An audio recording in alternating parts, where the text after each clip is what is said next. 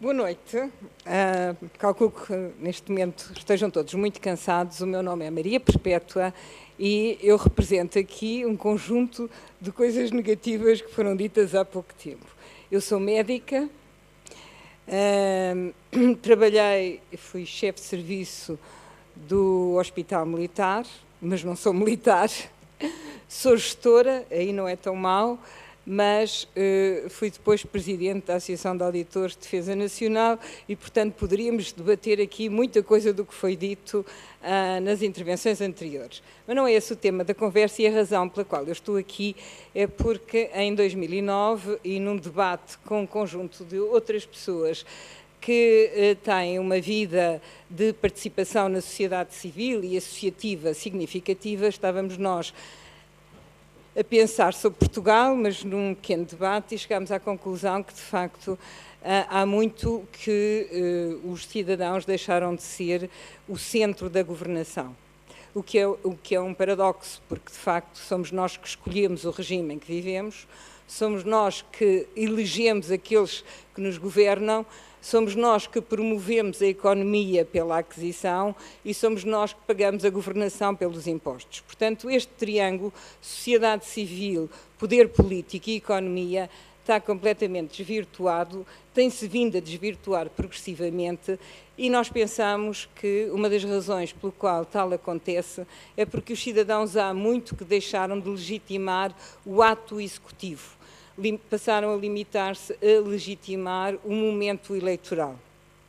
E, portanto, quando não há auditoria e não há legitimação da execução dos programas com os quais nós elegemos os nossos governantes, pouco a pouco a situação vai se deteriorando e os partidos no governo acabam por ser endogâmicos, e a sua preocupação principal é a sua sustentabilidade, sua deles, e é o facto de virem ou não a ganhar as próximas eleições, e, portanto, o debate passa a ser muito redutor. Mas isto foi-se instalando progressivamente e foi-se instalando por uma baixa participação da sociedade civil. E será que nós tínhamos outra alternativa? Portugal não tinha associações. De facto, Portugal tem muitas associações da sociedade civil, associações essas que contêm o que de melhor do ponto de vista de recursos humanos Portugal tem.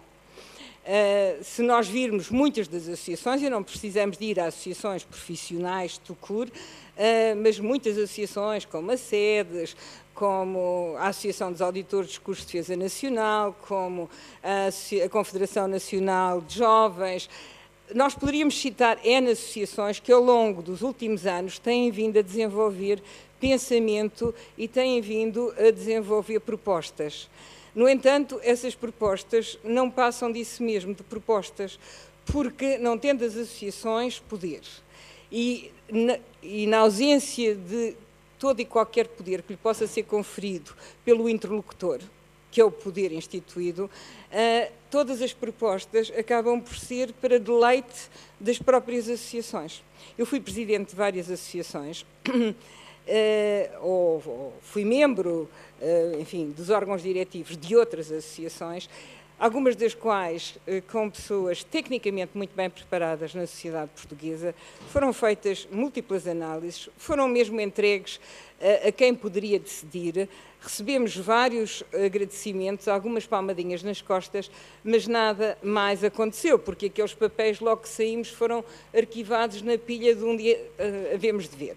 Bom, essa preocupação e a consciencialização que esta situação não poderia continuar levou-nos a pensar como é que poderíamos contribuir para uma mudança de atitude. Entendemos que, se uma associação por si só não teria voz, se nós conseguíssemos começar a juntar associações com outro objetivo que não fosse fazer a partilha de conhecimento e conferir poder à voz dos cidadãos, talvez um dia conseguíssemos ser ouvidos pela voz do poder. Sendo que, no meio, entre a voz dos cidadãos e a voz do poder, existe um terceiro elemento, um terceiro ator muito importante, que é a comunicação social. E, como há jornalistas nesta sala, eu depois gostaria, à frente, de vos falar sobre um episódio que eu acho que demonstra bem aquilo que é o paradigma também que a comunicação social tem que mudar. Portanto, nós partimos destas premissas. Nessa mesa estava uma pessoa que disse que não consegue juntar 5 pessoas à mesma mesa porque nós somos um país de estrelas e não um país de rede. Eu achei que era uma interpretação, aliás, alguns de nós achamos que era uma interpretação, e o que é certo é que começámos em 2009 com 5 associações e hoje somos 38 e estão 6 em processo de adesão. Poderão perguntar, obrigado. Talvez o que vale a pena aplaudir é que estas associações, nós não temos estrutura jurídica, nós não temos por isso orçamento próprio. Nós sobrevivemos vamos entrar no 5º ano de vida e poder-me-ão perguntar, mas isto é um exercício teórico? Não, isto não é um exercício teórico, é um exercício prático e reunimos de 4 em 4 semanas o grupo que são os representantes das associações. Portanto, as associações, quando pedem a adesão, eu já vos digo quais são as condições para elas entrarem, têm que nomear 2 pessoas que as representem no grupo de representantes, que é para aquilo que nós vamos, o nosso programa de ação, as nossas tomadas de posição, serem legitimadas pelas associações e, por outro lado, porque nós nos propusemos promover um trabalho em rede entre as associações, portanto, tentando fazer sinergia transversal de conhecimento e de experiência e, portanto, se não houvesse um diálogo na prática continuado, isto teria caído. Nós reunimos de 4 em 4 semanas, temos reunido no primeiro ano de vida, reunimos porque a Fundação AIP, a Associação Industrial Portuguesa, nos disponibilizou graciosamente uma sala que utilizámos nas tais 4 em 4 semanas.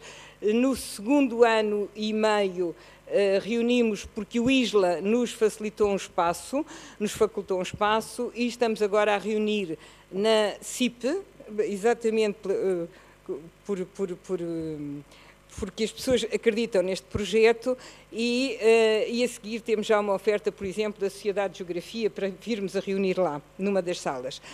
Portanto, reunimos de 4 em 4 semanas, sem orçamento, temos tudo documentado e neste período de tempo nós fizemos 16 encontros públicos, o primeiro dos quais foi no dia 21 de abril de 2010, na Fundação Arpad Széni, chamava-se Portugal 2014, é preciso mudar já.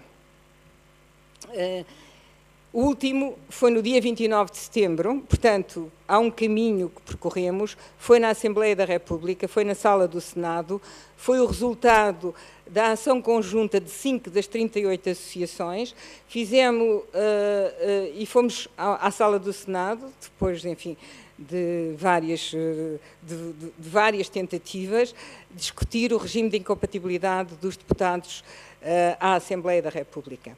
Nós consideramos que em Portugal este é um problema grave, há um problema grave de transparência, há um problema grave de corrupção e isso mina a credibilidade interna e mina a credibilidade externa. A corrupção não é, obviamente, só ao nível da Assembleia da República, mas a Assembleia da República, porque é o órgão representativo dos cidadãos, é aí que deve começar a mudança. É aí que as ambiguidades legislativas têm que ser corrigidas e portanto, não podem existir deputados que tenham claramente situações de incompatibilidade em termos de regime jurídico. Portanto, fizemos estes 16 encontros públicos, fizemos o primeiro congresso da cidadania lusófona e o primeiro fórum de associações da sociedade civil. Obviamente que ainda não temos... Este é o nosso blog, aquele é o nosso logo, que foi o resultado da oferta de um elemento de uma das associações, que é designer. O blog é mantido também em regime de voluntariado e rotativamente por diferentes associações e vamos prosseguir porque temos neste momento mais 6 associações a pedirem adesão à PASC. Para se estar na PASC é preciso ter caráter não partidário, não confessional e ter sustentabilidade financeira, porque nós não queremos que as associações possam estar comprometidas em função de dependências de financiamento com qualquer tipo de poder. São estas 3 características que tornam a PASC relativamente homogénea e nós pensamos que assim, aos poucos, somos um instrumento, não somos o instrumento, somos um instrumento que demonstra que é possível que os cidadãos vão ganhando voz. Ganharíamos mais depressa se a comunicação social, de facto, que fala muito na sociedade civil, se percebesse que a sociedade civil não são os comentadores do costume e que a sociedade civil pode não ter objetivos imediatos de constituir um partido. Quando foi esta reunião na Fundação Arpad Cezanne, nós convocámos uns dias antes a comunicação social, a Luz, etc., para dizermos o que era a PASC, porque achávamos que isto era importante apelar à sociedade civil. E então, as perguntas todas centraram-se: vocês vão ser um partido político? E os que estávamos na mesa, delegados pelos colegas para responder, dissemos: não, nós não somos e não seremos um partido político. Nunca seremos um partido político. Não quer dizer que não haja pessoas que dentro da PASC um dia não queiram ter uma atividade, ou que até já não tenham neste momento, mas não enquanto tal na PASC.